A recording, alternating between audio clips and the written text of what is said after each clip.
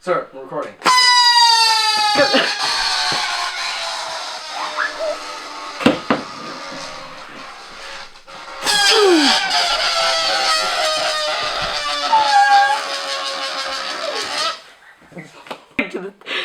Good morning to CBS News. I'm your host, Portrait Manpower. Quiet with the boom mic. And today we have an exclusive interview with Otto Frank, a Jew survivor, and Meep Geese, the person hiding him. Join in tonight. Quiet with the boom mic. Join in tonight on the Murray Franklin Show to hear the interview of how he survived the Holocaust and Meep's life with Otto in her life. So we have Mr. Murray, Mr. Franklin right here. Hello, come watch it tonight. It's fun for family.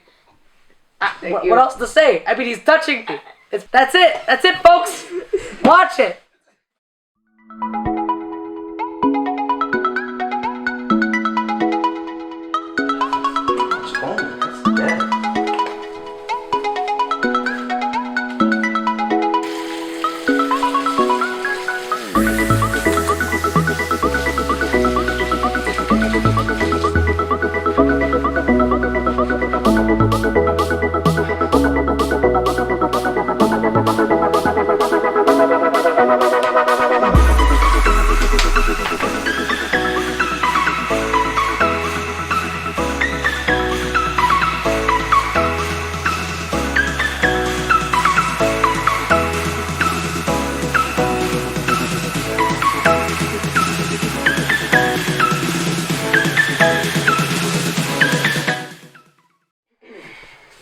Hi.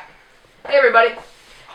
My name is Murray Franklin, and you're joining me this evening with two special guests who will be coming out onto our show. They're both survivors of the Holocaust and are here to tell their tales of in hiding and what they experienced. The first guest who will be joining us goes by the name of Otto Frank.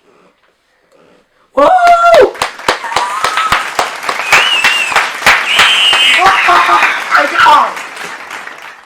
Hello? Hi, how are you feeling this evening? Great. How about you? I'm feeling good. Good for you. And our next guest that will be joining us goes by the name of Meep Geese. What's up, party people?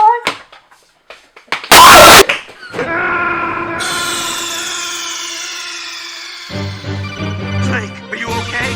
Snake? Snake! Alright, Mr. Frank, I think before we begin, it's important. What was your daughter, Anne Frank, like? I know this is a hard topic, but... I know. Sorry, excuse me. My daughter, she was just an amazing woman. She helped all of us through everything. She just was so inspiring. And it's just so sad that she only got to live a short life. And she is the one that wrote the diary. Alright. I'm going to ask you guys a couple questions. I know it might be hard for you. Yeah. I think so, Phil. Meep, what was your first reaction when you found Anne's diary in the aftermath of everything? See, after they got taken away by the Green Police, I was furious and I was sad and I was just, all emotions but positive. And it was tiring. And coming back with just Otto, we waited for a while. We waited for Anne to come back. So that diary really had some hope in it.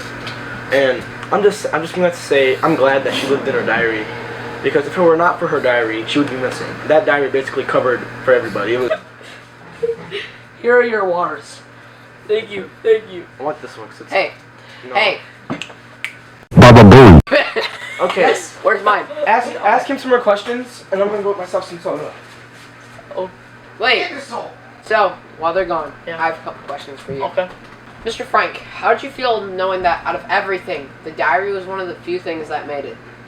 Well, knowing that the diary was a few things that made it was really happy because that was a part of Anne that we never really knew about, and now everyone else. The diary.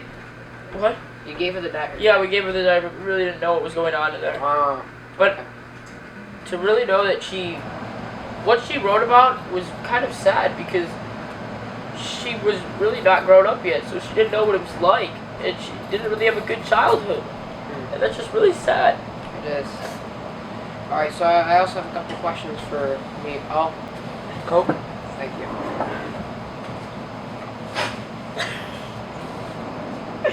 I'm good. You're up, Beef. Okay, Post ball. okay. Meep, what made you want to help out these families during the Holocaust? Don't burn me. Well, first of all, Otto Frank and his family were lovely people all around. They really Thank brought you. fame. They really brought fortune to the Frank name. So it was like nothing, you know. It was kind of like, you know, just paying it forward. And you know, with other families, they're good people, right? Nobody should cause to suffer except for one person. That's Hitler. He deserved to suffer. I mean, he killed all those Jews. I mean, I'm not trying to get political here or anything, but yeah. Higher your voice. Alright. So yeah, honestly. Next question. Thank you. Okay. Really good question. Mr. Frank, how thankful were you when you learned that you were one of the few Jewish families? Hey, janitor! Shut up! I'm recording something here. Okay, sorry, mister. Alright. Okay. Mr. Frank, how did it feel knowing that when you came to the realization that you guys were one of the few families who made it into hiding compared to all of the other Jewish people? Well, I don't think. Just gonna say this, but I don't think it was fair that we got to be the only ones that actually got a little bit more of our lives, because all those other Jews that got sent to the concentration camps and death camps, they didn't get the time like that we did. Did someone need an umbrella? Yeah. Because there's a lot of tears going on, so I was thinking someone could use an umbrella. Alright. No, bro! I actually thought someone needed an umbrella! Meep, what were your first thoughts when you met the Franks? So, what were the daughters like? Well, the daughters, Anne, sweet darling, right? You just knew she was sweet. She didn't really show it off much, but she was very sweet on the inside. You could tell. Thank you. And Margot, see, it was kind of like sun and moon. You had Margot, she was like, you know, like very lethargic. She was very quiet. She was very sophisticated, honestly. This is Frank. She was very beautiful. I mean, you really got lucky there, honey. I mean, Thank you. honestly. Thank What did a dude like you have with a girl like her? Anyways, you know. Yeah. She was beautiful. She was a lovely mother, honestly. She was just A+. Did someone call for an extra chair? Oh, Yes. yeah, thank you. I have family close in this entire time. Thank Okay, you. I'll take this. Alright. Okay. Janitor, clean that mess up! Okay! Alright. You don't have to. We're fine. Mr. Frank, when you were hiding, how attached do you think Anne was to that diary you gave her? Well, I think Anne, I didn't know that she was so attached to the diary that I gave her. Thank you. But, no, finding it proved to me that she really needed a friend, because Excuse me, that sir. diary. Sir, excuse me. Okay, Meep, every time when you were visiting the Franks in the group and resupplying them, what was their reaction each time? They were pretty ecstatic. Like, you just looked at them and they, like, you could tell they weren't happy before. They looked like they just got some. They got some. It was horrible, honestly. It took some guts to just look at them every single day, let alone be them, honestly. Mr. Frank, when the news, this is later in the Holocaust. Yes. When the news about the invasion came, what was the group's reaction? Oh, the invasion. Well, that was probably the best part, other than being alive for us there. Because knowing that the invasion happened really helped us understand that we might have a chance of survival.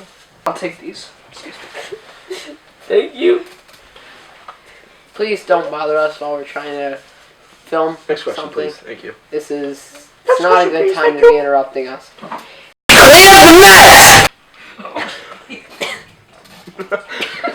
Me, where were you at? And afterwards, what was your emotional, just your state of mind when you realized that the Franks and just the group, they were discovered and they were captured? I don't know how to say this. It was horrible. Like, it was like, you know, you ever say a cuss word in front of your parents, or like you do something horrible and you're like, your body starts to like shiver. When Stop. okay, Stop. okay, stop and begin. What was your plan of action? What was your first plan of action? Like, what did you think you wanted to do? The first thing you had to do when you received this news? But they were missing. I didn't receive the news. I saw it for myself. It was the primary source, and I really had no idea what to do. I just sat down, started crying, and I couldn't leave. I didn't eat for a few days until What was your initial thought on Hitler? I hated the guy. I mean, From the start? from the start, it was he was shady because he was a little racy, and you just thought it was gonna die down, right? It was gonna be the bad side of politics. Mr. Frank, how did you feel about just the pure racism the Germans were showing towards the Jews? I don't think that the Nazis knew what they were doing some of the times. Knowing how or why they would even think that's natural or that's inhumane to do something like that. Alright, we gotta do some rapid fire questions here. We've reached the end of our list. Okay. Gotta go in 2 minutes. Okay. Okay. Matt, you're gonna have to Edit a lot. focus Go. in on their faces Yeah. when they're talking Okay. so we can. I'll do Yeah. tracking. Yeah. I'll do a tracking thing. I'll track their faces. Go. Hurry up. I wanted to do that, but just. Come on, let's go. Alright. Meet. What was your. I guess. Okay, I gotta think of a good question. Okay, so I'm kind How of. was it supplying them? Every day going out and supplying them. Okay. Alright, Meep, what was it like every day? You already going asked out? that question. No, I didn't. You said how was it when you delivered your supply? I said what was That was the group's reaction to me. Yeah. But now it's how'd you feel getting all the stuff? How'd you feel going to Walmart?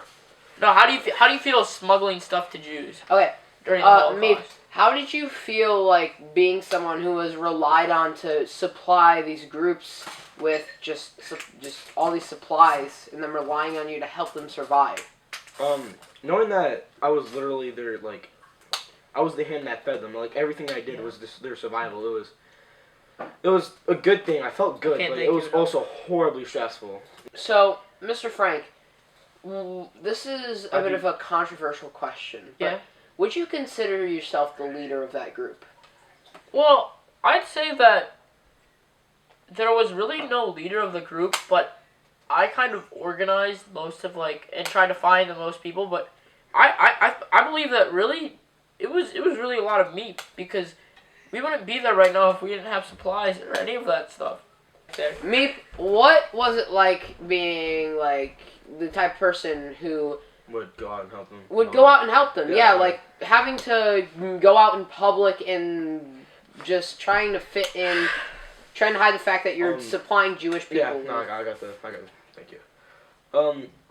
At first it was horrifying. It was my vision was starting to get blurry.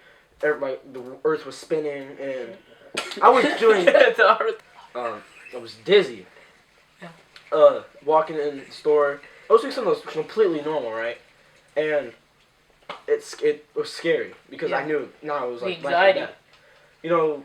4th, 5th, 29th, 2000th, completely millionth. It was fine. Seeing the food was Change the world. My final message. Goodbye.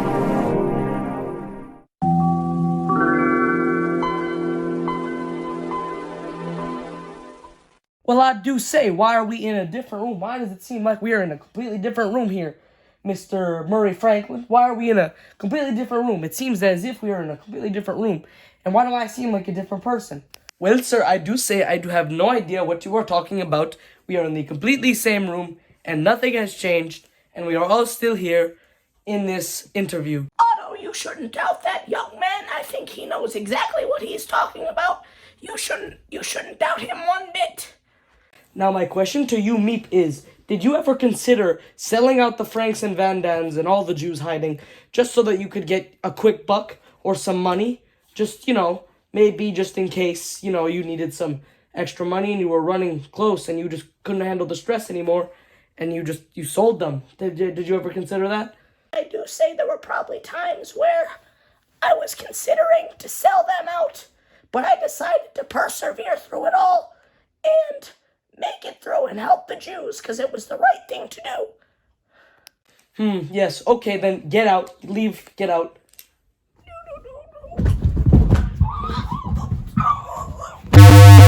Alright, then All right then, Mr. Frank. I only have 3 questions for you, and then you are free to go and you can leave. So the 3 questions are, well, the first question is, did you ever really think that you were going to make it out alive? Did you ever really think that all of you are going to make it out alive of this situation? I have to say, in my heart of hearts, I would have to say, yes, I knew that someone was not going to make it just because of the situation and what Hitler was doing to everyone, that one of us was not going to make it. Now, my second question for you is, would you take your own life to help the others that were lost during that horrible event? I have taken my own life in order to spare the lives of my wife and my 2 beautiful children. Yes, obviously. Yes, and my final question for you is, if you knew that they were going to not make it during the Holocaust, what would you have said to them when they were still alive? Well, if I had to say anything to them, if I knew that they were going to die, I mean, man, that's a tough one. That's a toughie. I mean, I guess I'd have to say that I'd tell them the truth, but I'd try to do everything in my power to stop it from happening. I would tell them to take me, and I would do everything in my power just so that they would survive, because I put people in front of me, if you know what I mean. Good morning to CVS News. I'm your host, Portrait Manpower, and today the news is that the interview completely bombed. Everyone hated it because it took way too long. The participants take way too long to answer the questions, and they went way too. It sucked. That's all there is to say. It sucked. The interview sucked. That's it. That was CVS News. Bye. Bye. Ocean man, take me by the hand.